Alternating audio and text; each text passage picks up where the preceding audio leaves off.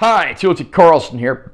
I just did a list on my channel here ranking all the Rocky movies, but today I wanted to try something a little different. Film critic Richard Roeper a few years ago did a list ranking all of Rocky's opponents. So I thought I would do something similar, although in my list I'm also including opponents from the Creed series. So there are going to be 12 entries on this list, and these are the criteria. The character has to have been an opponent of Rocky Balboa or Adonis Creed. It must be an actual in-the-ring boxing match, with one exception that you can probably already guess what it is. And we have to see the majority of the match. It can't be part of a montage, so characters like Big Yank Ball aren't going to appear on this list. Likewise, it has to have been one of Rocky or Adonis's opponents, so characters like Union Kane and Felix will not appear on this list. Let's go ahead and get started. At the bottom of the list at number 12, I have the title. Does anybody remember who the title is? Probably not, but he's the boxer that Adonis Creed fought at the very beginning of the first Creed movie. Essentially, he's Adonis's Spider Rico, but he doesn't really have a whole lot of backstory or anything interesting to go on. He's basically just the first person we see Adonis fight, and that's about it. So this is a fairly forgettable character, but it is the first time we get to see Adonis fight as an adult. At number 11, we have Mason the Lion Dixon, who of course is the heavyweight champion that Rocky fights in an exhibition in Rocky Balboa. This character is just not that likable or interesting. I mean, the guys working for Mason are a lot more interesting and charismatic than he is. And that really speaks volumes for the character. I mean, there's just not really much to go on here. And again, the character was pretty much a one and done. We don't see him again after this movie. At number 10 on the list, I have Tommy Gunn. This is the only entry on the list that the main character did not fight in a legitimate in-the-ring boxing match because, of course, it was a street fight at the end of the movie. And the street fight is an interesting change on the formula of the series, and I quite like how it goes. The problem is, even though Tommy Gunn does have a few moments where he seems like a decent guy, overall, the character eventually finds a point where he's beyond redemption and it's just not that likable at all. He does give Rocky a good fight when it calls for it, but, I mean, I don't think there's a lot of people out there that like this character, and it's not hard to see why.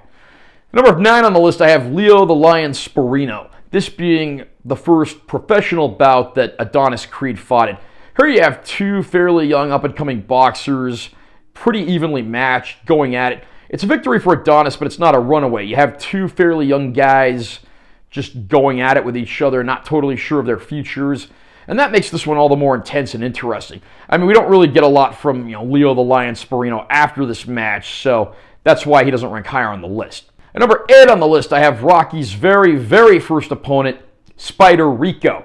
There was a day when Rocky Balboa was a bum doing club fights for meager earnings to make ends meet in addition to loan sharking.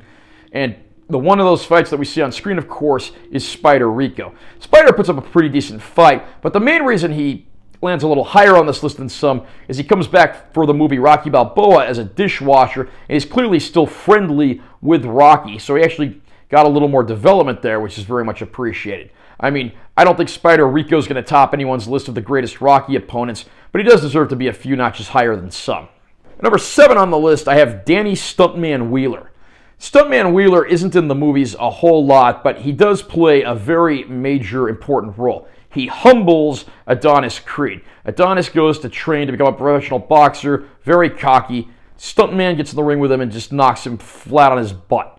And from that point on, it's pretty clear that Adonis may have gotten in over his head. Stuntman later does return as the heavyweight champion who Adonis wins the title from.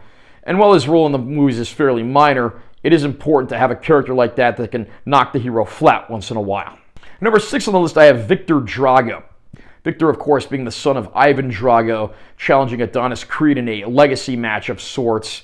And it's good to see that Adonis has an interesting rival like this. The two have two pretty intense matches, and he even makes a brief appearance in Creed 3 where it's clear that the two have become something of friendly rivals of sorts, which is very much appreciated. So it's good to see this character actually wasn't forgotten about after his primary appearance in Creed 2. At number 5 on the list, I have Pretty Ricky Conlan. Pretty Ricky Conlan, of course, being the boxer that Adonis fights in the climax at the end of the first Creed movie.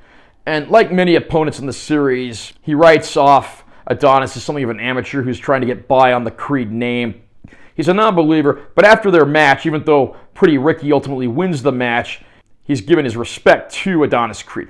Later on in Creed 3, the two have a rematch, which is a little less memorable, but nonetheless, it's good to see that Pretty Ricky at least gains respect for our hero, and again, isn't forgotten after his first appearance. At number 4 on the list, I have Clubber Lang, of course, played by Mr. T in Rocky 3. Now, Clubber Lang isn't the deepest character by any means, but he's certainly a far cry from Rocky's prior opponents. He's much more powerful, much more heavy-hitting, and he's just a punk. He's not a likable character at all. This guy never gets to stick around long enough to have redeeming qualities, but man, does he ever make an impact. I mean, this guy floors Rocky, wins the title, has to send Rocky into completely starting from scratch to retrain himself to come back and re-win the title. I wish we could have seen this character in more movies, not counting flashback sequences, but he makes an impact while he's there. At number 3 on the list, I have Ivan Drago, probably the most famous of all the Rocky opponents, the man who killed Apollo Creed in the ring, and the man whom Rocky went to Russia to fight. And while Rocky ultimately wins the fight, he gets shaken up pretty well to the point that he's even diagnosed with brain damage that forces him to retire. He does come out of retirement in Rocky Balboa, but that's a story for another day. And Ivan's just an all-around heavy hitter, but it's his coming back in Creed 2 that really helped me put him on this list, as well as some of the more fleshed out scenes in the Rocky vs. Drago director's cut.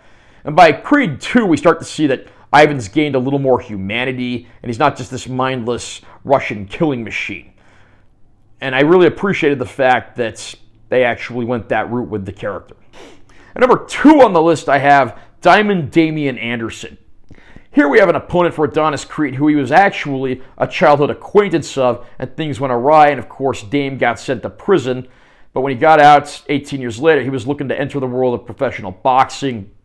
He wins his first match through some pretty dirty means and quickly becomes a bitter, unlikable character, prompting Adonis Creed to come out of retirement and battle his old friend. The thing I like about Diamond Damian Anderson is this character basically takes the better elements of Tommy Gunn and Clubber Lang and combines them into one character who actually has a compelling, interesting backstory. This is easily my favorite of the opponents that's in the Creed series of films, largely due to his connection to Adonis Creed in the past, and that this is a guy who gets out of prison, he has nothing left to lose, he's a brutal fighter, and he's definitely more fleshed out than a lot of the opponents in the Rocky and Creed films. So, you probably didn't expect to see this guy so high on the list, but I think he belongs here.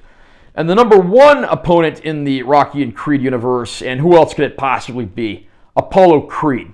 Without Apollo Creed, there is no Rocky universe. Apollo is, of course, Rocky's opponent in the first 2 movies, but in the later movies he becomes a friend and trainer of sorts, and he's easily probably the most fleshed out of all the Rocky opponents, becoming something more than that later on. And there you have it for my list of the best Rocky opponents.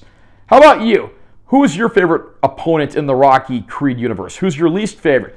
Do you agree or disagree with this list? Comment down below and let me know what you think. Also, remember to subscribe to this channel for more content. I'm always posting new videos. And make sure you give this one a like if you found it helpful. I'm Taylor T. Carlson. I'll see you next time.